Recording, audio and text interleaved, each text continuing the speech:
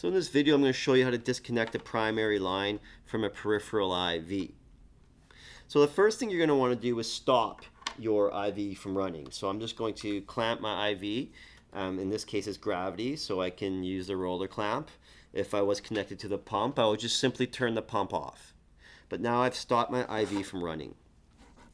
I like to take an alcohol swab and just swab the junction here where the IV line meets the saline lock. Swab around there.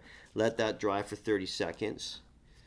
Then I'm going to assume that I'm a novice student nurse and my dexterity level is low. So I'm going to do this in two parts. First, I'm going to disconnect my primary IV line. Then I'm just going to let the saline lock go, knowing I'll deal with that after.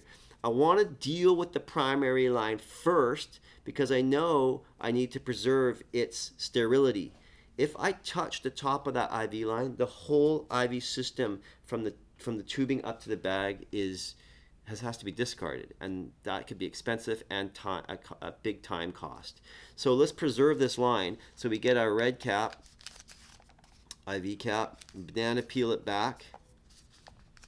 Now we're grabbing the wider end of it. So do a nice banana peel motion here. You grab the wider end of the cap, place that on the primary IV line, and turn up the fastener here so that's a nice snug fit.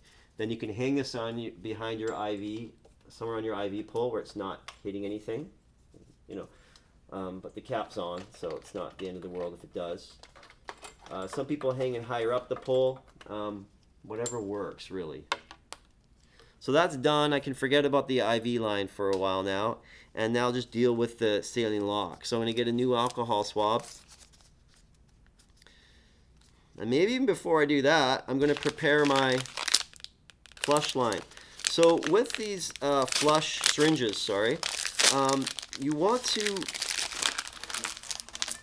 break the seal before you attach it to the saline lock. If you don't break the seal beforehand and you break the seal when it's already attached, you run the risk of popping the PIV out of the vein. So loosen up the top here, pull back to break the seal. You can hear and feel that. It clicked, the seal's broken. Then you can prime your air out of there. So the air is primed out.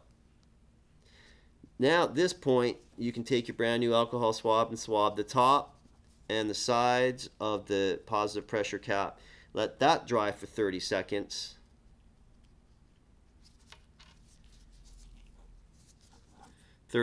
Later, push and twist, and then flush with a turbulent motion to create little waves within the vein to really open up that vein and create pressure. Turbulence like that. 5 cc's is a good amount for a PIV. Then I detach. Then I fasten the clamp. That's just a safety clamp. And then I check my positive pressure cap to make sure it's not loose. And then if I need to, I can tape that onto the arm.